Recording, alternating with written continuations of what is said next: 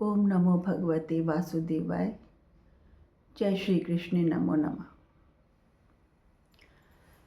कृष्ण दर्शन शास्त्र का चैप्टर 28 लेकर उपस्थित हुई हूँ, जिसका शीर्षक है श्री कृष्ण का द्वारिका को प्रस्थान।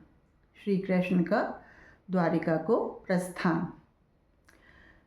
श्री कृष्ण मथुरा नगरी में है, राजकाज संभाल रहे हैं और वासुदेव अपने पिता की वासुदेव जो उनके पिता हैं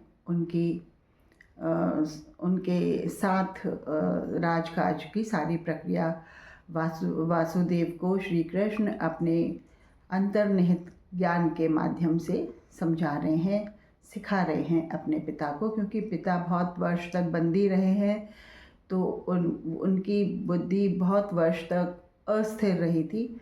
तो अपने पिता को वो सारी चीज़ें समझा रहे हैं, हाथ बटा रहे हैं उनका राजकाज में। और वासुदेव भी अपने पुत्र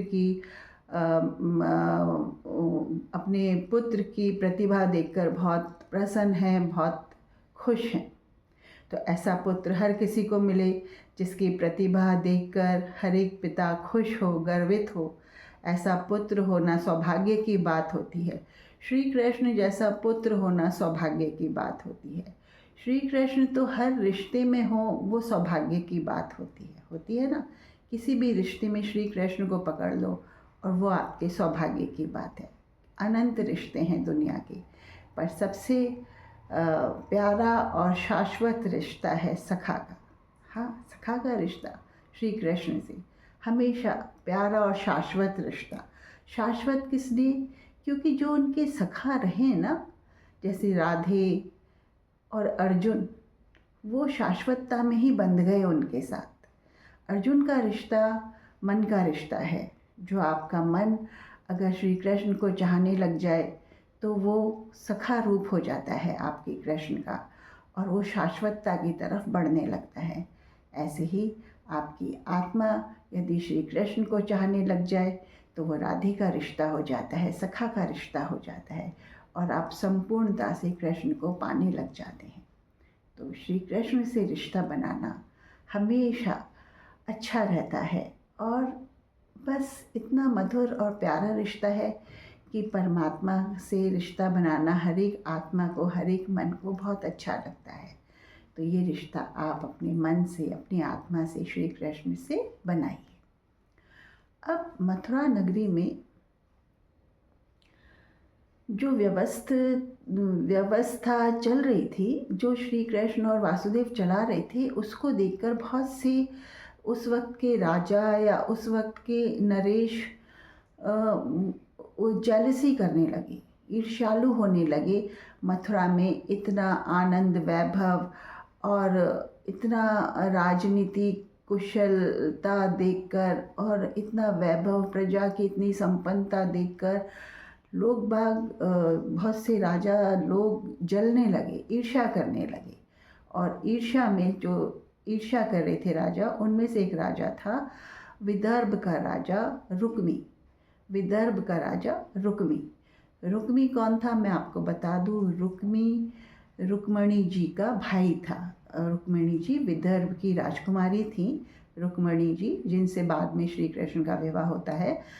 तो रुक्मणी जी का भाई था रुक्मी, जो श्री कृष्ण से बहुत ईर्ष्या करता था और बहुत अंदर ही अंदर नफरत पाल बैठा था। रुक्मणी जी को पता था कि मेरा भाई श्री कृष्ण से ईर्ष्या करता है, जलता है। क्यों जलता था? क्योंकि मथुरा राज्य में बड़ी उन्नति हो रही थी, बड़ा अच्छा परिवेश जन्म ले रहा था, बहुत अच्छे अच्छे संस्कार, बहुत अच्छा वैभव, समृद्धि सब मथुरा में संपन्नता फैल रही थी। उस संपन्नता को देख के बहुत से राजा चिढ़ने लगे थे मथुरा नरेश से और श्री कृष्ण से। तो उसमें एक रुक्मी था जो विदर्भ का राजकुमार या राजा था, रुक्मी था। दूसरा एक राजा था जरासंध। जरासंध बहुत ही बेकार किस्म का राजा था, बहुत ही असुर प्रवृत्ति का राजा था जरासंध। ये जरासंध श्री कृष्ण को बिल्कुल पसंद नहीं करता था, और इसके फलस्वरूप उसने मथुरा पर बहुत बार आक्रमण किया और श्री कृष्ण ने उसे हमेशा शिकस्त दी। उसका आक्रमण इतनी बार हुआ कि श्री कृष्ण ने कहा कि देखो, जब तक मैं यहाँ रहूँगा, क्योंकि ये मेरे से ईर्ष्या करता है, मेरे से नफ़रत करता है, और जब तक मैं मथुरा नगरी में रहूँगा इसके आक्रमण ख़त्म नहीं होंगे और मथुरा वासी हर वक्त परेशान और चिंतित होते रहेंगे। इसके आक्रमणों की वजह से जनता परेशान रहेगी। तो उन्होंने वासुदेव से कहा कि क्यों ना यहाँ की सत्ता तो महाराजा उग्रसेन संभालें, या जिसको भी संभलवाना चाहें संभालें, और मथुरा की जगह छोड़ के क्यों ना मैं अपना स्थान दूसरी जगह बनाऊं। और उन्होंने वो क्षेत्र चुना द्वारिका, कि मैं अपना क्षेत्र द्वारिका बनाता हूँ, क्योंकि जब मैं वहाँ पे चला जाऊँगा तो मथुरा को और मथुरा वासियों को कोई परेशानी नहीं होगी दूसरे राजाओं के आक्रमण से।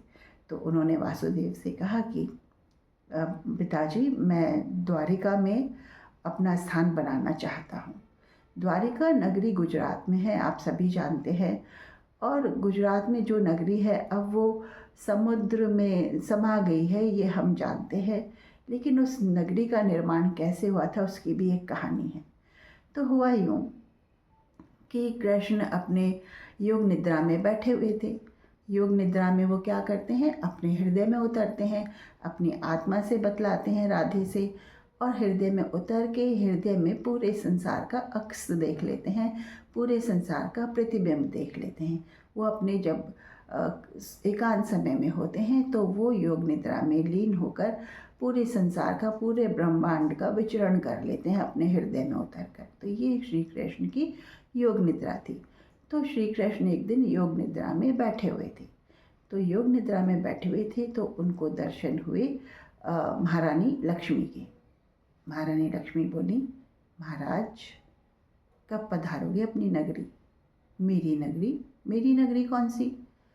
अरे, जहाँ मथुरा है वो तो ठीक है, आपकी नगरी है, पर देखो ना, मैं कब से आपका इंतज़ार कर रही हूँ रुक्मणी के रूप में, विदर्भ देश की राजकुमारी के रूप में, रुक्मणी के रूप में। आप कब ब्याहने आओगे मुझे? महारानी लक्ष्मी अंदर उनके जब वो अपने योग स्मृति में थे, योग निद्रा में थे, तो उनसे हृदय में उन्होंने लक्ष्मी ने उनको दर्शन दिए और कहा कि कब अपनाओगे मुझे? मैं कब से रुक्मणी के रूप में आपका इंतज़ार कर रही हूँ, विदर्भ देश की राजकुमारी हूँ, कब अपनाओगे मुझे? वो बोले, श्री कृष्ण बोले, अपनाओ मतलब मैं समझा नहीं। कि समझो तो क्या समझो, मैं बता रही हूँ ना, आपके आने के बाद मैं रुक्मणी के रूप में विदर्भ देश में पैदा हो चुकी हूँ और मुझे आपसे शादी करनी है, विवाह करना है। और कृष्ण, मैं जानती हूँ कि ये विवाह होगा और होगा, लेकिन इस विवाह में हम ब्रह्मचर्य में ही रहेंगे, ये मुझे पता है, क्योंकि मैं लक्ष्मी हूँ और आप नारायण हैं। और जो भी लीला होगी वो दिखाने के लिए होगी साधारण पुरुषों को। हाँ, हमारे बाल बच्चे जो भी होंगे वो अपने विष्णु लोक के ही देवी देवता जो अवतार लेंगे हमारे बच्चों के रूप में, वो ही लेंगे, जो कि आप जानते हैं कि स्वयं से ही जन्म लेते हैं।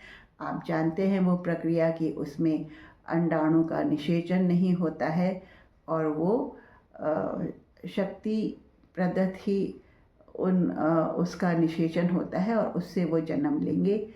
और ये सारी लीलाएं करने के लिए हम बैठे हुए हैं। तो भगवान, कब आगे बढ़ोगे? चलो ना, आगे अपनी नगरी बनाएं, लेकिन कहाँ? श्री कृष्ण ने लक्ष्मी जी से पूछा। देखो, मैंने विश्वकर्मा को बोल दिया है, लक्ष्मी जी बोली। वो समुद्र के किनारे, आज का गुजरात क्षेत्र जहाँ द्वारिका है, वो समुद्र के किनारे एक वैभव वाली नगरी का निर्माण कर रहा है, और वो निर्माण संपूर्ण होते ही आप उधर प्रस्थान कर जाएंगे। महाराज, आपको प्रस्थान करना है भगवान, क्योंकि जैसे ही आप द्वारिका नगरी में पहुंचते हैं और द्वारिका नगरी पर अपना आधिपत्य जमाते हैं, तभी मेरी लीला शुरू हो जाएगी और मैं रुक्मणी के रूप में आपको आमंत्रित करूंगी कि आप मुझे विवाह के लिए अपने पास बुलाएं, मेरे से विवाह करें। और इसके लिए मैं जानती हूँ कि मेरा भाई रुक्मी आपका दुश्मन है, जो मेरा इस जीवन में भाई रुक्मी बना हुआ है वो आपका दुश्मन है। वो आपको मुझसे विवाह करने नहीं देगा, इसलिए आपको नारायण मेरा हरण करके ले जाना पड़ेगा, क्योंकि आप जानते हैं कि मैं आपकी लक्ष्मी हूँ और रुक्मणी स्वरूपा यहाँ पे मैं विदर्भ देश की राजकुमारी हूँ। तो मेरा पत्र आप पाएंगे और ज़रूर पाएंगे। बस आप आश्वासन दीजिए कि द्वारिका जल्दी ही प्रस्थान करेंगे। ये महादेवी लक्ष्मी ने उनको हृदय में मैसेज दिया श्री कृष्ण को ये मैसेज मिल गया। उसके बाद उन्होंने वासुदेव से बात करी कि मैं मथुरा नगरी छोड़ना चाहता हूँ, क्योंकि यहाँ पे दूसरे राजाओं के बड़े आक्रमण हो रहे हैं और मथुरा नगरवासी बड़े परेशान हैं। तो मैं अपनी नगरी गुजरात के क्षेत्र में समुद्र के किनारे द्वारिका में बसाना चाहता हूँ और वहाँ पे निर्माण कार्य शुरू करवा दिया है। सब जानते थे, वासुदेव भी जानते थे, देवकी जानती थी कि भगवान कृष्ण अवतारी पुरुष हैं, नारायण ही हैं साक्षात, जो इस जन्म में लीला कर रहे हैं और किसी कारणवश ही आए हैं। किसी ने कोई नहीं रोका टोका, किसी ने कुछ नहीं कहा। उन्होंने वासुदेव ने कहा, पुत्र जब भी तुमको प्रस्थान करना हो तुम कर सकते हो, किस किस को जाना है किसको नहीं जाना है, जिसको तुम आज्ञा दोगे वो तुम्हारे साथ जाएगा। जो तुम्हें व्यवस्था करवानी हो मथुरा नगरी से, जो भी चीज़ लेके जानी हो, जैसे भी करना हो तुम करो पुत्र, तुम सक्षम हो और तुम तो साक्षात नारायण हो, वासुदेव ने श्री कृष्ण को कहा। श्री कृष्ण बोले, नगरी का निर्माण तो हो चुका है पिताजी, नगरी का निर्माण तो हो चुका है, द्वारिका नगरी है वो हो चुकी है, बस वहाँ पे जाके हमें डेरा ही तो डालना है, तो डाल देंगे। तो किस किस को लेके जाओगे? आप सब चलेंगे। आप सब कौन? आप, वासुदेव, देवकी, आप। पुत्र मैं एक बात बोलूँ? वासुदेव बोले, बोलो पिताजी। देख, यहाँ की मथुरा नगरी में मेरा कर्म क्षेत्र है, तो मैं यहीं रहूँगा। और हाँ, बलराम चला जाएगा, तू चला जा। और हाँ, तेरी आगे आने वाली संतानें, तेरी रानी महारानियाँ वहाँ रह लेंगी। और एक बात और बोलूँ, तू अपने ब्रज के पिता माता को जरूर लेके जा, जो तेरे ब्रज के माता पिता हैं उनको जरूर लेके जा द्वारिका में, उनको अपने साथ रख, ले जा पुत्र ले जा। और तेरे जो भी यादव वंश के ग्वाल बाल हैं या जो भी तू जिनको ले जाना चाहता है द्वारिका नगरी में ले जा। श्री कृष्ण बोले, ठीक है पिताजी, आप मथुरा देखिए और मैं नंद बाबा को, यशोदा मैया को लेके द्वारिका में सेटल होता हूँ, द्वारिका नगरी में व्यवस्थित होता हूँ और वहाँ से कामकाज देखता हूँ, कार्यभार संभालता हूँ। बस श्री कृष्ण की ये बात हुई और उन्होंने नंद बाबा और मैया को संदेशा भिजवा दिया कि मैया अब तुम मुझसे दूर नहीं हो, द्वारिका में मेरे साथ मेरे राजमहल में रहना। नंद बाबा और यशोदा मैया बहुत खुश हो गई, पर राधे ने मना कर दिया, बोली नहीं, मैया और बाबा का तो हक बनता है, जाएंगे जाने दो, वो उनके साथ जाएंगे जाने दो, पर मैं ना आऊँगी। कहा ना, मैं तो ब्रज क्षेत्र की हूँ, ब्रज के हृदय में राज करती हूँ और ब्रज में ही राज करूँगी। जब मेरा अंतिम समय आने को होगा, राधे बोली, जब मेरा अंतिम समय आने को होगा तब एक बार ज़रूर मिलूँगी कान्हा तुमसे। तुमने मेरे को रचा है, मुझे पता है मुझे रचा है, इस ब्रज क्षेत्र के लिए रचा है, इस ब्रज क्षेत्र के वासियों के लिए रचा है, इन गोपी गोपिकाओं के लिए रचा है, इन ग्वाल बालों के लिए रचा है। इनके हृदय की रक्षा मैं करूँगी। इनकी चीज़ें जो भी ये मांगते हैं, जो भी ये कामना करते हैं, जो भी ये प्यार या नेह मुझे जताते हैं, उस सब की रक्षा मैं करूँगी और मैं माध्यम हूँ कृष्ण से इनको मिलाने का। श्री राधे बोली। श्री राधे को हम नमस्कार करते हैं। उनकी इतनी बड़ी बलिदान स्वरूप कुर्बानी के लिए हम नमस्कार करते हैं। नहीं तो चाहती तो क्या जा ना सकती थी, वो भी द्वारिका जा सकती थी, पर वो ब्रज क्षेत्र की महारानी है, ब्रजवासियों के हृदय की रक्षक हैं और हम सबके हृदय की रक्षक हैं महारानी। हाँ राधे, महारानी राधे। तो महारानी राधे को आप क्या कहेंगे?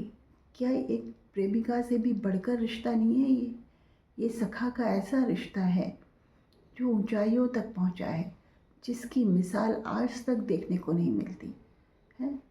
कोई कोई विवाहित स्त्री भी इतना त्याग नहीं कर सकती जितना राधे ने कहा। कोई विवाहित स्त्री भी अपने अपने विवाहित पति के, जो उसका विवाहित स्त्री है, वो अपने पति के लिए इतना नहीं कर सकती जितना राधे ने कृष्ण के लिए किया। राधे आत्मा थी, उनकी आत्मा। राधे को हम सभी प्रणाम करें, सभी प्रणाम करें। तो ये बात हुई उनकी। तो द्वारिका श्री कृष्ण अपने मैया के साथ, यशोदा मैया और नंद बाबा के साथ, और जो उनके कुछ अभिन्न दोस्त थे जिन्होंने द्वारिका में आना स्वीकार किया, उनको साथ लेके वो द्वारिका निकल गए। और उनके साथ उद्धव भी गए द्वारिका में। उनके साथ अक्रूर नहीं गए। अक्रूर मथुरा में रहे वासुदेव का कामकाज देखने के लिए, लेकिन उद्धव गए। उनके साथ बलराम गए, उनके साथ यशोदा मैया गई, उनके साथ नंद बाबा गए, उनके साथ कुछ ग्वालपाल भी गए, उनके साथ यादव वंश के कुछ और भी भाई बंद गए। लेकिन वासुदेव और देवकी मथुरा में रुके महाराजा उग्रसेन का कार्यभार में हाथ बटाने के लिए, क्योंकि महाराजा उग्रसेन बहुत व्रत हो गए थे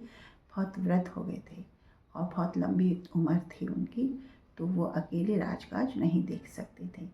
इसलिए वासुदेव जो कृष्ण के पिता थे वो मथुरा में रुके, देवकी मथुरा में रुकी। तो ये था ये वृत्तांत। अब बताइए आप, द्वारिका नगरी कैसे बसी? द्वारिका नगरी ऐसे बसी कि महादेवी लक्ष्मी, जो श्री नारायण की अर्धांगिनी है, श्री नारायण की पत्नी है महारानी लक्ष्मी, उन्होंने हुक्म दिया विश्वकर्मा को। विश्वकर्मा कौन है? विश्वकर्मा हमारे श्री कृष्ण का या श्री नारायण का इंजीनियर स्वरूप है विश्वकर्मा, जो कि निर्माण करता है। किसका निर्माण करता है? बड़ी बड़ी चीज़ों का। हाँ, ये माया का निर्माण। आप क्या सोचते हैं आजकल के इंजीनियर्स, आजकल के टेक्नीशियंस, आजकल के लोग बाग, ये जो दिमाग पाते हैं इतनी बड़ी बड़ी बिल्डिंग खड़ी करने का, ये इतनी बड़ी बड़ी चीज़ें खड़ी करने का, क्या इस ऑर्गेनिक से बनी हुई बॉडी से ही पाते हैं? क्या ब्रेन जो हम स्टडी करते हैं बायोलॉजी में, मेडिकल साइंस में, क्या उस ब्रेन के ऑर्गेनिक मटेरियल या उस ब्रेन के मांस के पिंड से ही क्या ये सारी चीज़ें जनरेट होती हैं? ये सारी भावनाएं, ये सारी शक्तियाँ, ये सारा आत्मबोध, ये सारी स्मृतियाँ, ये सारी कल्पनाएं, ये सारे अध्ययन, ये सारा ज्ञान कहाँ से आता है? कहीं से तो आता ही होगा। या ये ऑर्गेनिक मटेरियल की बनी बॉडी होती है, ये माटी की बनी हुई बॉडी होती है, पंचभूत काया होती है। इस काया में ये सारी चीज़ें कैसे आती हैं? कहाँ से आती हैं? कोई तो देता होगा, कोई तो आता होगा, कोई तो इस मस्तिष्क में डालता होगा। ये सारे विचार, ये सारी किताबें, ये सारी चीज़ें मनुष्यों के दिमाग में कैसे उत्पन्न होती हैं? कैसे ये सब चीज़ें आती हैं? इन सब के पीछे, प्रत्येक के पीछे कोई ना कोई देव है। और टेक्निकल चीज़ों के लिए, इंजीनियरिंग से रिलेटेड इन चीज़ों के लिए जो देव है, जिस देव का स्थापित है जो देव, वो है विश्वकर्मा, जो मशहूर हैं विष्णु लोक में और देवलोक में बड़ी बड़ी बिल्डिंग्स का निर्माण करने के लिए। तुरंत फुरत। तो ये जब उन देवता को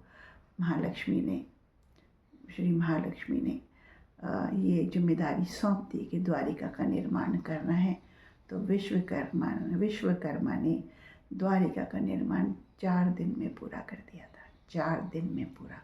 बड़े बड़े राजमहल बना दिए, प्रजा को रहने के लिए घर बना दिए, उद्यान बना दिए, पानी की व्यवस्था कर दी। और सबसे बड़ी बात, उस द्वारिका नगरी में पानी की व्यवस्था ऐसी करी कि समुद्र से थोड़ी सी दूरी पर द्वारिका नगरी बसी। पर श्री कृष्ण का कहना था कि ये जो नगरी हम बसा रहे हैं अपने अंतर्ज्ञान से, अपने पारलौकिक शक्ति से बसा रहे हैं।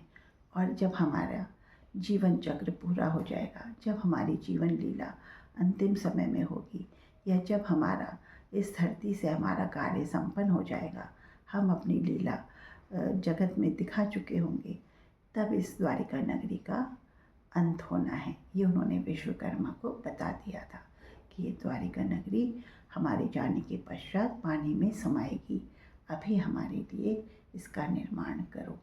तो ये बात है। तो कैसा रहा, कैसा लगा आपको ये सब? अच्छा लगा तो एक बात और सुनिए कि ये जो माया होती है ना, माया, ये जो जगत होता है ना, संसार, ये द्वारिका के समान ही है। हाँ, यहाँ पर हम आते हैं, बड़ी बड़ी बिल्डिंगें बनवाते हैं, बड़ी बड़ी चीज़ें बनवाते हैं, बड़ी बड़ी व्यवस्था करते हैं, लेकिन लेके क्या जाते हैं? जब हमारा इस जगत में हमारी शरीर से संबंधित, काया से संबंधित हमारे कार्य जब संपन्न हो जाते हैं और हमारे प्राण जब शरीर छोड़ने का वक्त निर्धारित कर लेते हैं कि अब हमें जाना है, तो क्या रह जाता है हमारे पास? कुछ रहता है? यहीं छोड़ के जाते हैं हम सब कुछ।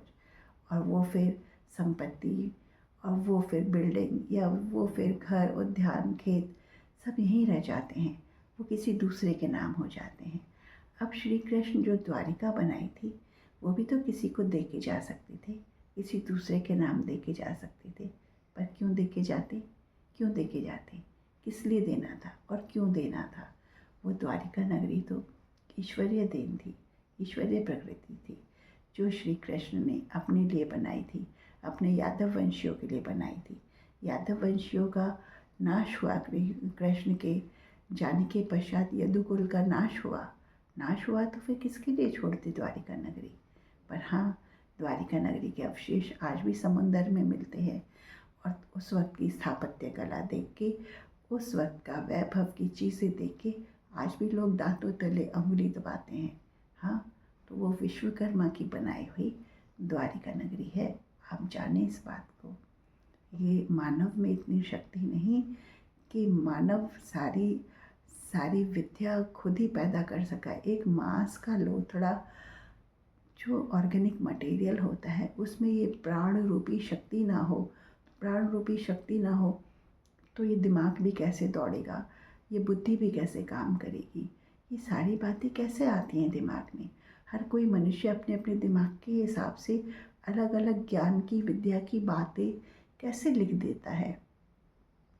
कैसे विद्याएं या ज्ञान या सबके दिमाग में अलग अलग अनुभूति, अलग अलग रहस्य कैसे उत्पन्न होते हैं? कोई चीज़ तो कार्य करती होगी ना इनके पीछे, या वही नाड़ी, तंत्रिकाएं, शिराएं, नर्व्स और ये ब्रेन, ये हम पढ़ते हैं मेडिकल साइंस में, ग्रॉसली पढ़ते हैं हम, ग्रॉसली, माइक्रो, मैक्रो, जो भी हम पढ़ते हैं, लेकिन कार्य कैसे होता है? ये सारी थॉट्स कहाँ से आते हैं? थॉट्स ही तो इंसान को क्या से क्या बना देते हैं। जितने समृद्ध थॉट्स उतनी समृद्धि, जितने विकृत थॉट्स उतनी ही विकृति, उतनी ही गलत भावनाएं, उतनी ही गलत बातें। और जितनी समृद्ध थॉट्स, जितने उन्नत थॉट्स, उतनी ही उन्नति, उतना ही प्रकाश, उतना ही तेज, और उतना ही ईश्वर का हृदय में और मस्तिष्क में, बुद्धि में ज्ञान प्रकाश है ना, होता है ना ऐसा। तो बस सोचते रहिए, देखते रहिए, कृष्ण दर्शन शास्त्र देखते रहिए, खुश होते रहिए। जय श्री हरि, जय श्री नारायण। आगे भी करते रहेंगे, बताते रहेंगे।